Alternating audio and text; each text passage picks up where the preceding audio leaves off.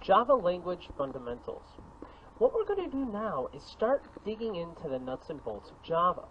The language constructs, the fundamentals of just working with and utilizing the Java language. We're going to start off by taking a nice good look at the basic Java application. I like to think of this as the anatomy of a Java program. And the neat thing about this is that the simplest Java application to the most complex, for the most part, the anatomy is still the same.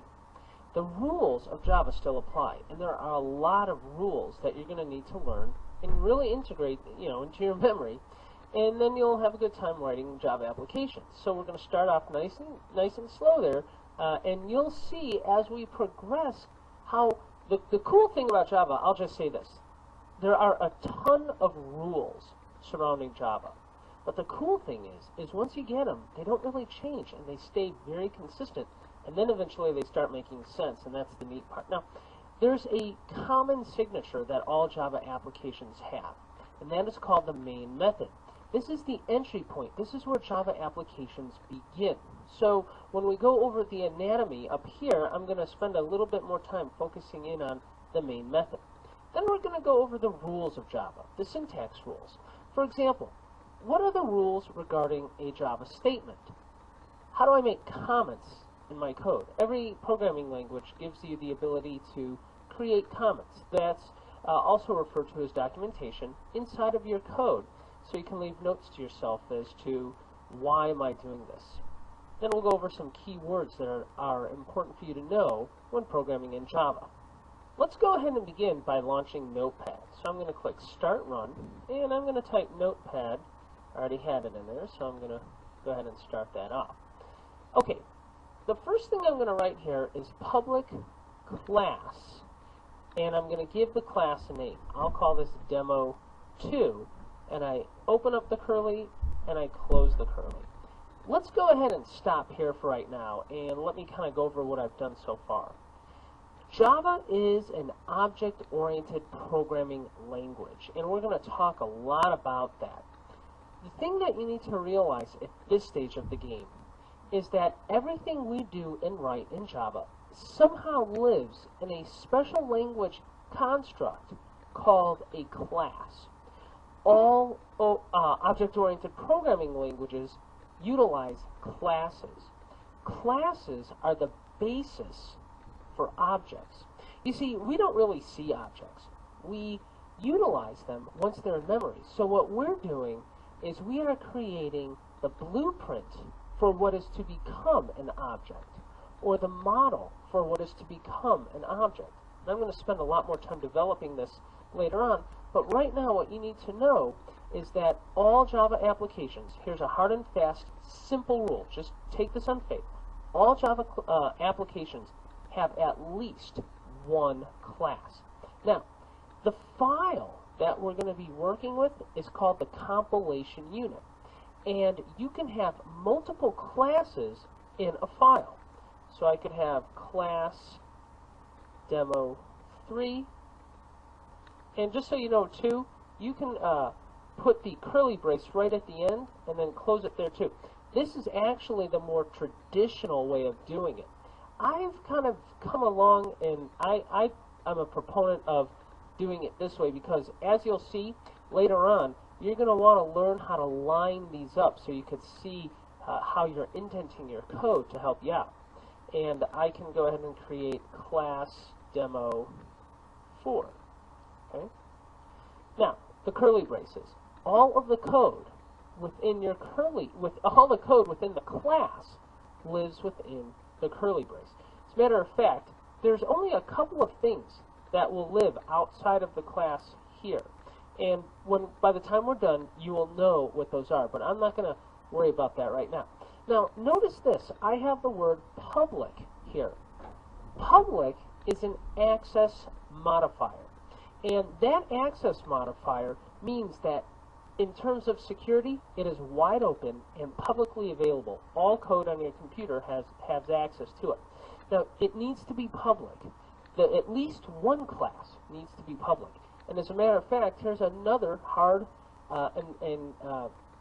rule for you is a compilation unit, which is the name of this file, can only have one public class.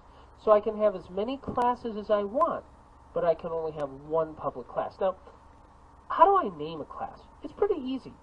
It has to start with a letter, an underscore, or a $sign. So something like this, believe it or not, class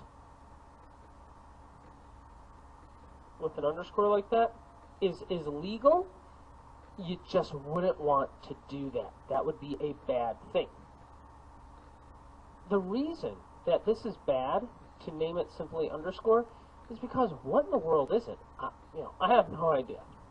Later on you're going to see we're going to be giving our classes more meaningful names than Demo 2, Demo 3, and Demo 4. But by the way, just to get you thinking, what is a class really? Well, it's going to be an object, and objects are based on people, places, or things. They're kind of like nouns. So if you were to write an application to maybe work in a corporate HR environment, you might create an employee class. Okay, the compilation unit must be named after the public class within the compilation unit. So here I have 3 classes. The compilation unit has to be named for the public class and case sensitively. That's kind of a mouthful.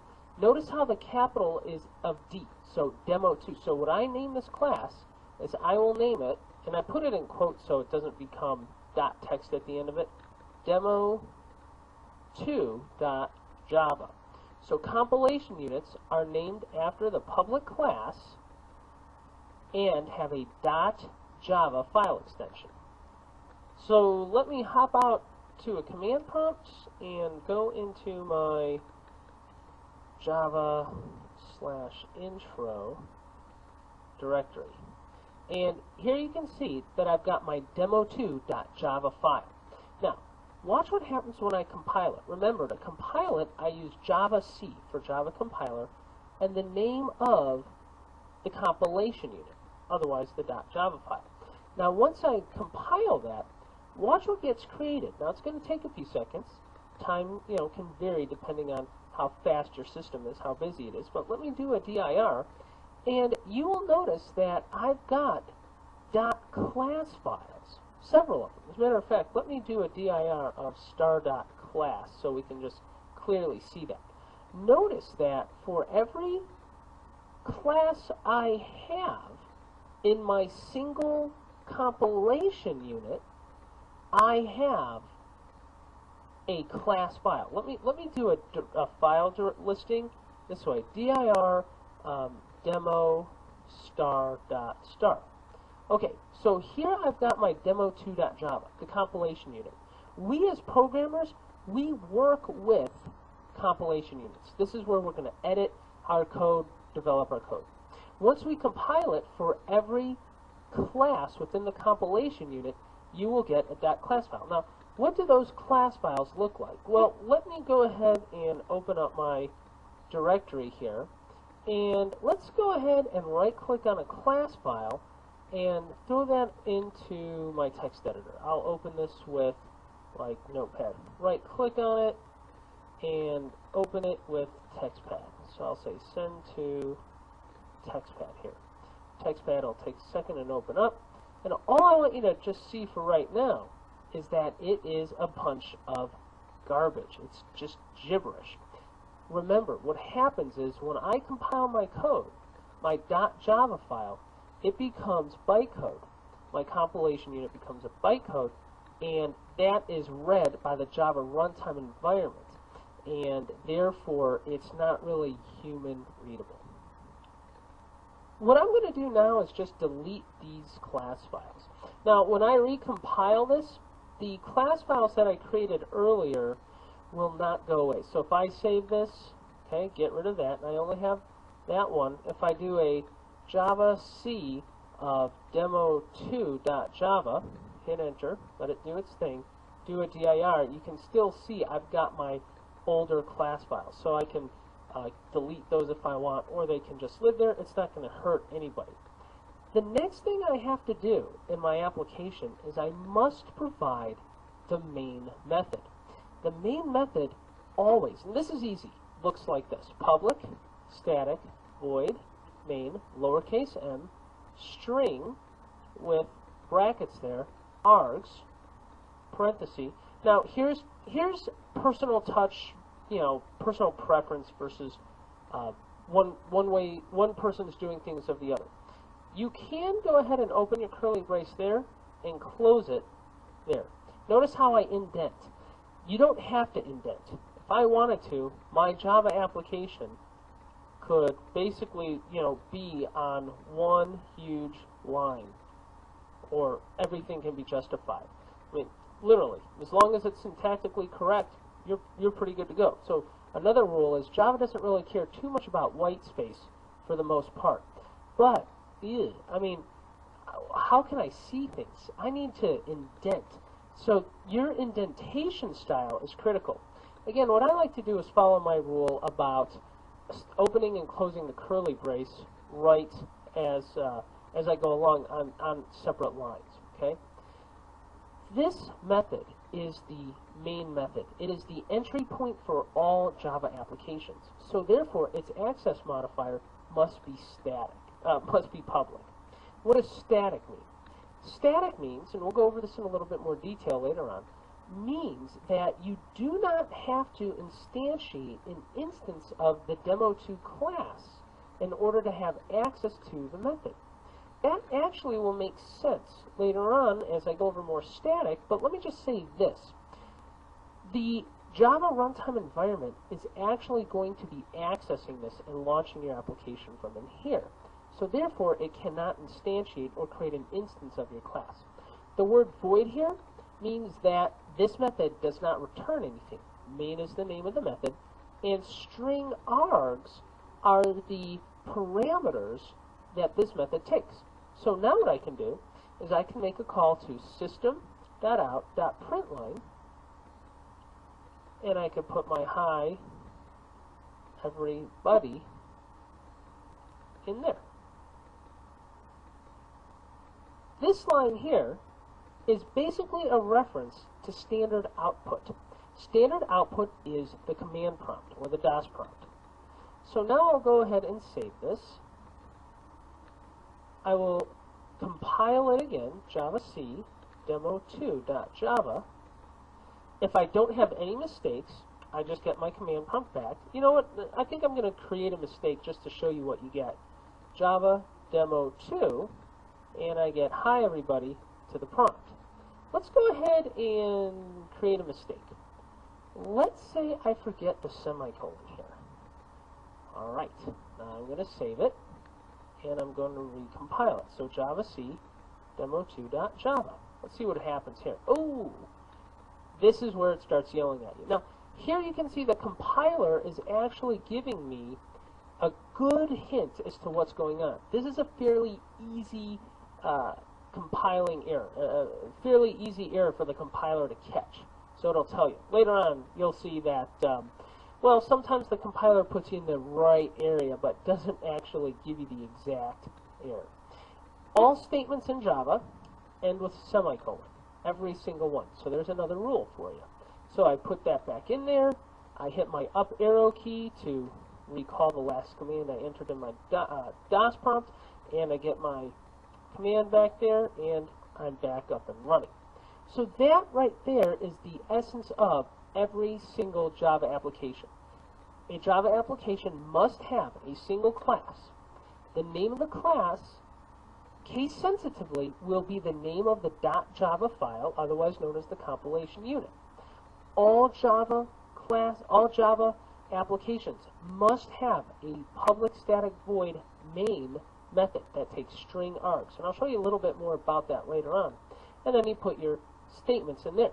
This statement, which we will become intimate with as we move along, is basically a reference to printing whatever you have in here to standard output.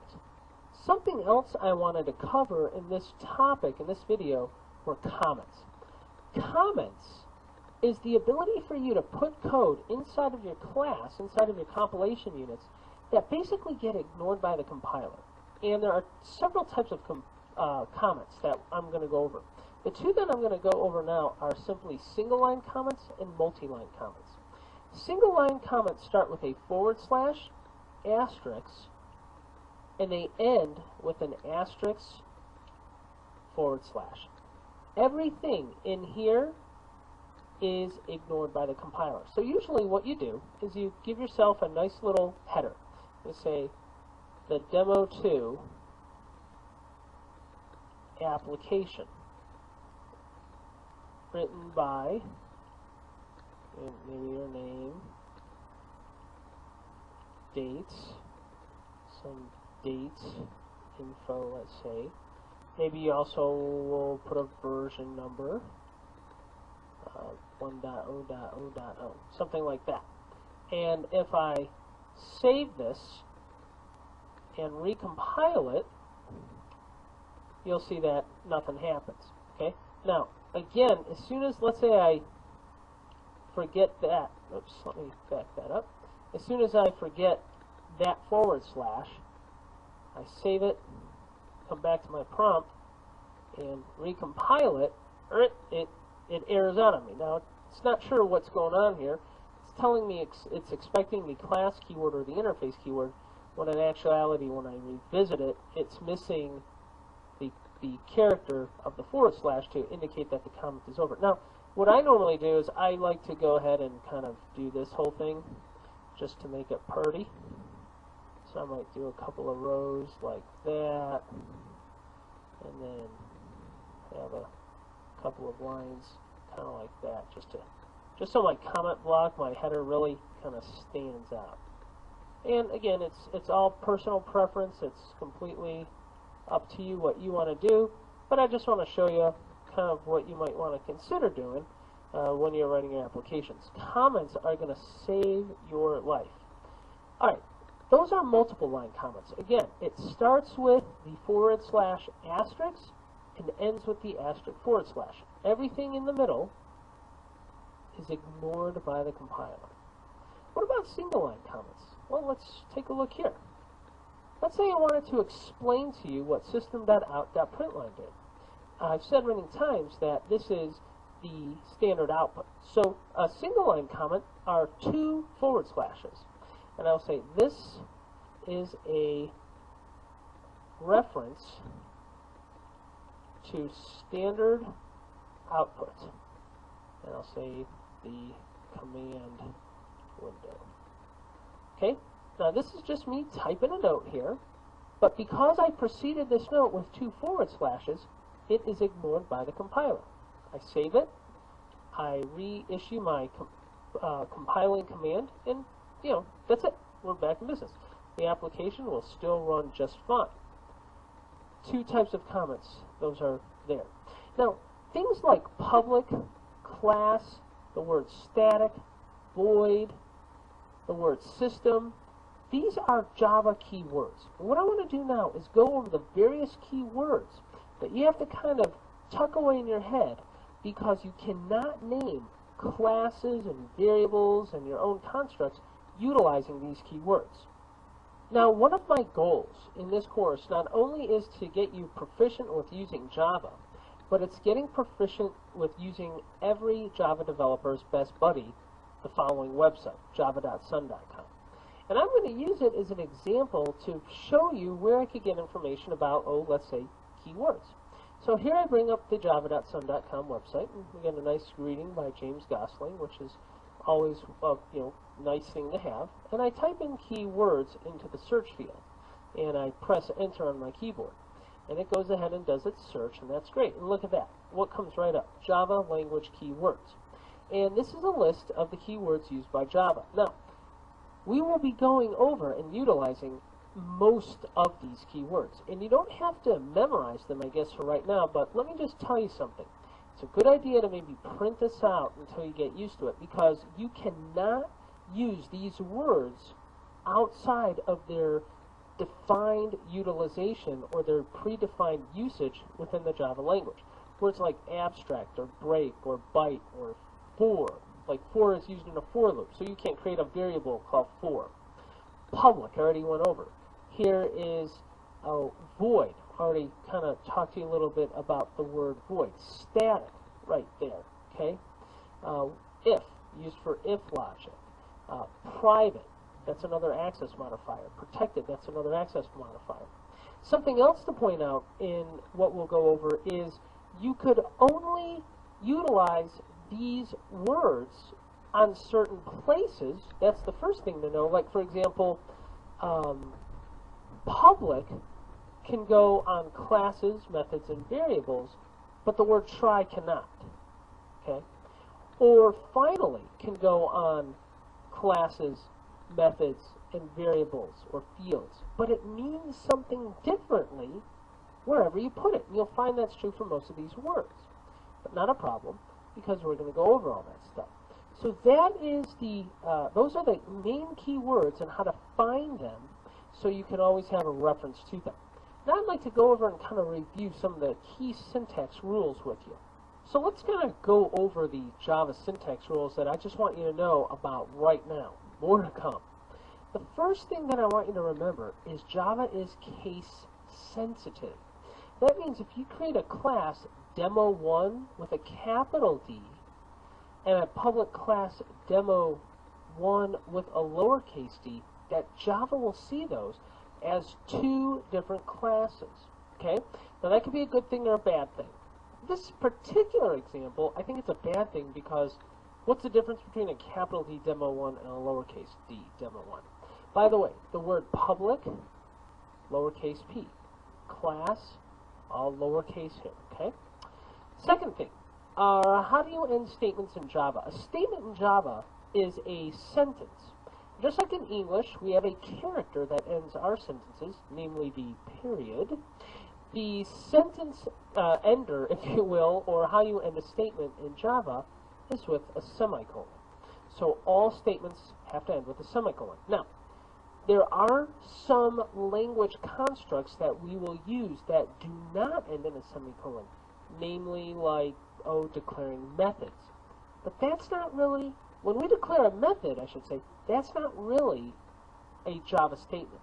Okay, so more on that when we work with methods, but just for now, know that all statements end with a semicolon. And then finally, that list of keywords that I showed you.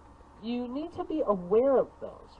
Those will do things like cause compiling errors. For example, if I go ahead and create another class here, let's get rid of that, and I create a class, so let me go into Notepad, and I create a class public class 4. Remember that was a keyword, okay? And we save this. I save it as my fundamentals as quote 4.java. Okay? And I go into my command prompt and I go into my fundamentals directory. Okay, there's my 4.java. Now watch this. Java C 4.java. What's going to happen is it is going to bomb. Now, I wish the compiler would say something like, oh, you're using a keyword, but it doesn't. Because as soon as I name this, let's say capital 4, and I resave it as 4.java, yeah, I want to replace it. I do a Java C 4.java, compile that again, you'll notice that it compiled. It's pretty weird, isn't it? But that's how it works. 4 with a lowercase f is a keyword, but 4 with a capital F is not a keyword, so therefore it compiles. In Java Language Fundamentals, we went over the anatomy of a basic Java application. Kind of went over what that's all about. Talked to you a little bit about the class and compilation units. And I said that a compilation unit can only have one class, and it has to be named after the public class case sensitively. Compilation units have that .java file extension. And we went over the main method. This is the entry point in which all Java applications start. Then I wrapped up talking about some syntax rules. I hope you have found this informative, and I'd like to thank you for viewing.